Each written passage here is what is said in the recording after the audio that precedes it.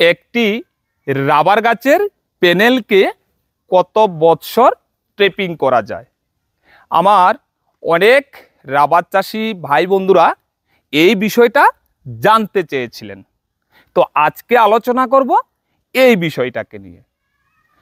আমাদের ভারতবর্ষের বিভিন্ন রাজ্যে যে সকল প্রজাতির রাবার চাষ হয় সেই সকল প্রজাতির নাম হলো RRIM 600 এবং আরেকটি প্রজাতি রয়েছে RRII 105 প্রজাতির রাবার গাছ।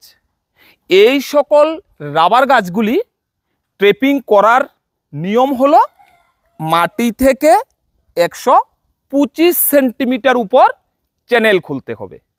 কিন্তু আমরা রাবার গাছের ট্রেপিং সম্পর্কে উপযুক্ত দক্ষতা না থাকার দরুন আমরা একটা প্যানেলকে শুধুমাত্র 3 থেকে 3.5 বছরের মধ্যে পুরোপুরি কেটে ফেলে দিচ্ছি, যেখানে একটা প্যানেল 5 বছর ট্রেপিং করার কথা।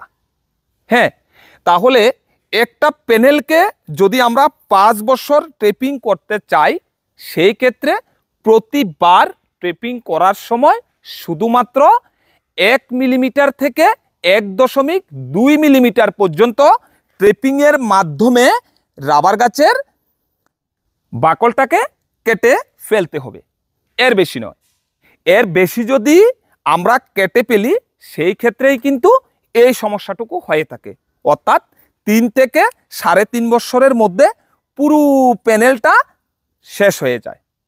তখন কি করতে হয়, অপর সাইডে গিয়ে নতুনভাবে আবার চ্যানেল খুলতে হয়।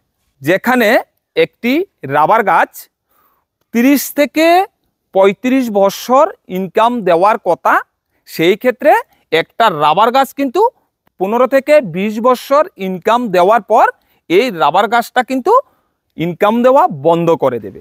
এই রাবার গাছগুলি RRIM 600 প্রজাতির। এই প্রজাতির রাবার গাছগুলিকে মাটি থেকে 125 সেন্টিমিটার উপর চ্যানেল খোলা হয়। সেই ক্ষেত্রে আমরা প্রতি বছর ট্রেপিংয়ের জন্য শুধুমাত্র 25 সেন্টিমিটার জায়গাকে মার্কিং করে নির্বাচন করব।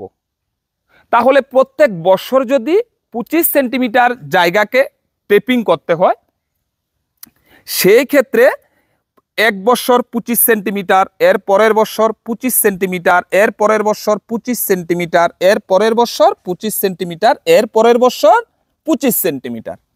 তাহলে একটা প্যানেল 5-25-এ 125 সেন্টিমিটার হয়। তাহলে একটা প্যানেল 5 বছর ট্রেপিং করার জন্য নির্বাচন করা হয়ে থাকে। তাই আমি প্রত্যেক রাবার চাষি ভাই কিংবা প্রত্যেক রাবার শ্রমিক যারা রয়েছেন সবার কাছে একটা কথাই বলবো যে আপনারা রাবার চাষের প্রতি অবশ্যই কিছুটা যত্নবান হবেন। আজ এ পর্যন্ত, সবাই ভালো থাকবেন, সুস্থ থাকবেন, শুভকামনা রইল। এতক্ষণ সাথে থাকার জন্য অনেক অনেক ধন্যবাদ।